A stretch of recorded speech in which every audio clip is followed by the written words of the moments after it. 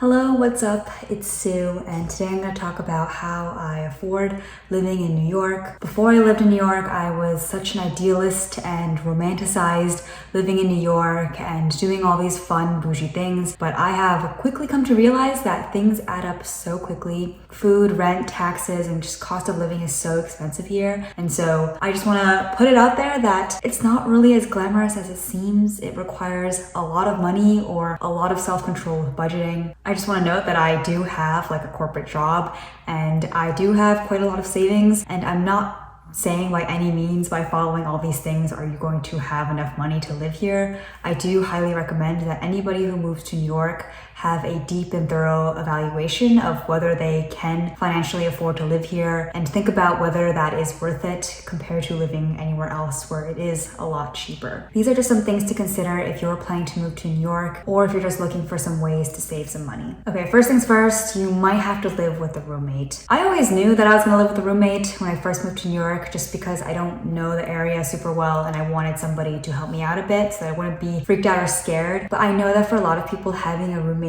is really hard. It might be because you're used to living alone or you're not comfortable being with a stranger if you don't know anyone that already lives in New York. But living with a roommate has a lot of benefits. The average cost of a one-bedroom apartment in New York is just shy of $3,100, and the average rent for a two-bedroom is $3,600, which if you split that two ways is $1,800. You're already saving so much money on rent. Of course, having a roommate really just depends on what you're comfortable with, and if that's a deal breaker for you, then you're gonna have to find other ways to save some money on rent. And I will have to say, living with a roommate is actually quite the blessing, and I've saved money other ways too. When you have to live alone, then you have to buy every single thing yourself, and I really love splitting some things with my roommate. She has really nice kitchenware that I enjoy using. In return, I have bought a couple pieces of furniture and the vacuum that we use every day. And if I lived alone, I would have to buy all those things myself. The second thing to consider is not living in the trendiest area. I know that when you watch the shows about New York, or if you watch YouTubers, you might want to live in East Village or Williamsburg, but I've got to tell you, the nicest, trendiest places align perfectly with the places with the most highest rent. I can guarantee you that your dream apartment that fits in your budget, unless you're ridiculously wealthy, just does not exist perfectly. You'd have to get incredibly lucky for that to work out. You have to ask yourself, is living there worth the rent that it's costing? And so for me, it really wasn't that big of a deal. I don't mind taking the subway or the bike and going to wherever I have to go. So I didn't care if I lived a little further out from the trendy areas. I know for other people, that's quite the deal breaker. So it's something just for you to think about. If you want that perfect apartment, but it's not in your location, what are you going to do? Are you going to pay more, or are you going to forego some of the amenities that you thought you wanted in your apartment? Number 3 is public transit. I think that when you think of New York, you might think of the GROW subway, which is something that I definitely considered highly when I was living in New York. I wanted to walk as much as possible and take the subway. I particularly avoid Ubers at all costs. They are so expensive, and I just don't really need that for if I'm traveling alone. The two greatest options in my opinion are taking the Citi Bike or taking the subway. The Citi Bike is really great if you don't know what it is. There are stations all across the city for you to pick up and drop off your bike, and you can pick them or drop them off at any location anywhere, and you just pay with a mobile app. You can get a membership for $180 a year, which is quite cheap. If you think about how much a subway costs or an Uber costs, that's really a great deal to take a bike. I don't do it that often because I'm not great at biking, and New York City drivers are crazy, and I just don't feel like getting into an accident that way. But I know a lot of people who do this and save a ton of money. I take the subway. I get a weekly pass. Because I go back and forth a lot to other different areas, I like the weekly pass and it makes the most sense for me. But I know that doesn't make sense for everyone. One trip on the subway is $275, and you can transfer as many times as you want. You can take the bus, but it will always be $275, even if you're just going 2 stops away. I will say I pretty much only take the Uber if it's really late at night and I just don't feel safe, or if I've been drinking, which is almost never. And then also if I'm with like a large group of people and we're going somewhere,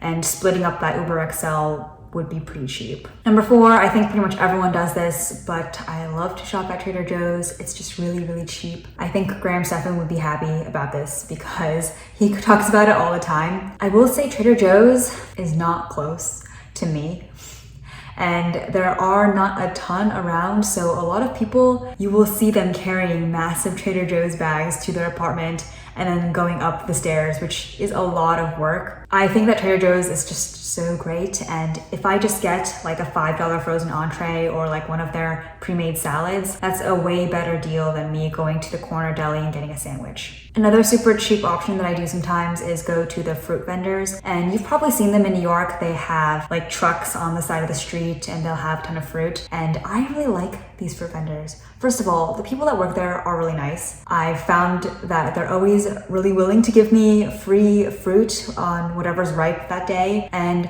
second, the prices are so reasonable, and I find that their fruit is always ripe. So if I go to Trader Joe's and their avocados are hard, I'll go to the fruit vendor and it will be cheaper, yes, but also their avocados will be ripe so I can eat them that day. Number 5, I think everybody knows this by now, but you gotta eat at home as much as you can. I think when you live in New York, you get so tempted by all of the Instagrams and ads and restaurants that you see on the street to go out and eat every day. And you will be definitely tempted by the Uber Eats and Postmates, which have everything even in the middle of the night. And you absolutely must resist. It's so hard. There's one Subway that I always get off of, and there is a great Vietnamese restaurant right there. And every time I walk past it and I smell it, I really want pho, but I have to tell myself, no, like I have food at home. You will be tempted, and I can guarantee that it will add up so quickly if you try to eat at a restaurant often. I'm starting a new rule with myself where I only eat out socially. So if I'm eating out with my friends or family, that's when I'll go to a restaurant. Otherwise, I will try to cook at home as much as possible. I will say that because of this rule, I do spend quite a bit when I eat out, but it's nothing compared to back when I used to eat out whenever I wanted. Number 6, buying furniture secondhand. And this is something that I used to not really like doing. I always struggled to find the pieces that I wanted secondhand, especially if I thought,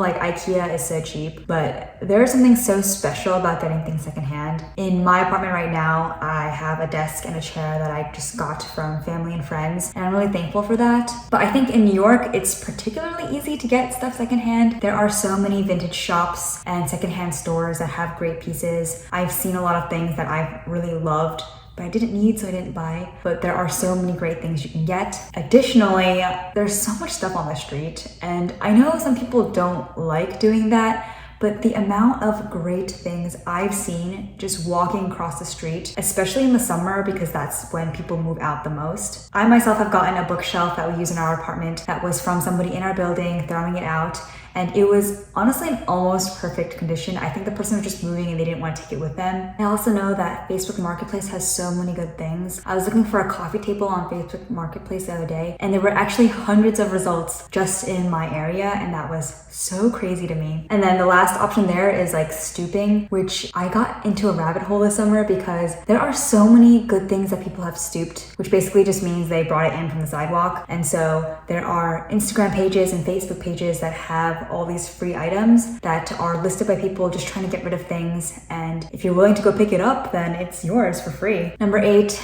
is my Starbucks edition. So when I was in college, loved Starbucks. I would get it almost every single day, and it would be like $6 a day if I just got like a large drink. But if I also got like cookies or something, it would end up being like $10. That does not fly anymore. I can't believe I used to do that. That was like thousands of dollars gone. But now I like to make stuff at home. So I get a chai mix or a matcha mix from Trader Joe's, and I have a milk frother at home where I make my own lattes. I know my own ratio, so it's amazing every single time. If you don't want to make it at home, I have 2 really good options for you that I've seen online. Number 1 is you can get a subscription at Pret. I'm definitely pronouncing this wrong. Pret.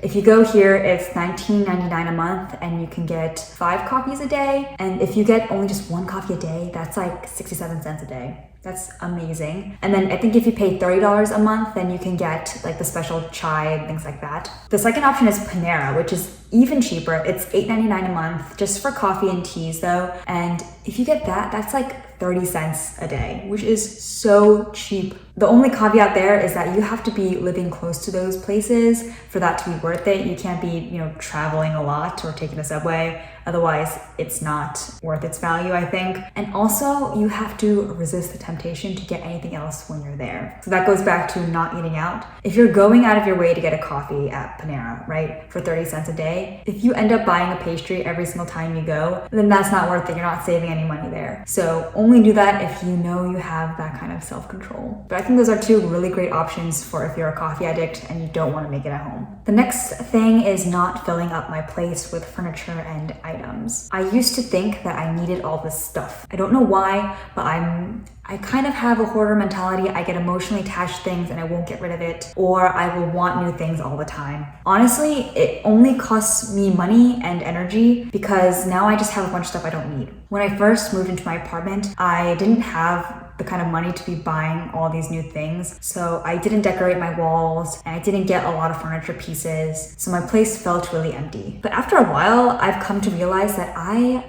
actually like that. I kind of like having a blank wall. I kind of like not having too much furniture, especially because my place is really small. I think having more things would just make it feel more cluttered. And I've realized I don't need all those things. So I used to believe I really need a bedside table, but now I'm realizing I'm perfectly fine without it. And in fact, it's forced me to have less stuff on my bed that's cluttering up that space. And the last thing is doing free events in New York. You must know that New York is full of crazy fun things to do all the time. And yeah, not all of them are expensive. As much as I love doing the bougie, nice things, I know that there are so many free events that are so great. And I honestly kind of enjoy that it's free. It kind of gives it a leg up. I love in the summer when there's free concerts or street fairs. There's so many festivals and things that you can attend to for free. And there's so many different pop-ups and things happening all the time that you don't need to pay for. My favorite thing is going to museums for free. So I know that they're not super expensive to begin with if you're a New York resident, but there are some places that just have free admission hours. Like a couple weeks ago, I went to the Whitney on a Friday night, and that is a free admission, or it's pay what you wish, I think. So I just paid $1 and I got to see the Whitney, which was so great. So always check out which days have free days or discounted days. It will definitely save you a lot of money. And then there are a ton of Instagrams that show you great pop-ups and new events to do. I will link some of them down below for you to check out. Those are all the things that I do kind of frequently to ensure that I'm saving some money. I will say I am also a shopping addict and I do ball out a lot when I kind of eat out because I like eating fancy things. So maybe I'm not the best person to give this advice, but I do also have a lot of financial anxiety. So there are so many other things that I do to make sure that I'm not overspending on my means. I hope this was helpful. I don't know. I haven't seen a whole lot of videos specifically about New York and saving money. I've seen a lot about, being in your 20s and saving money, which I love watching because, I don't know, I think about money a lot and New York is super expensive. So thank you guys for watching and I hope you subscribe for more New York related stuff and I'll see you guys in the next one.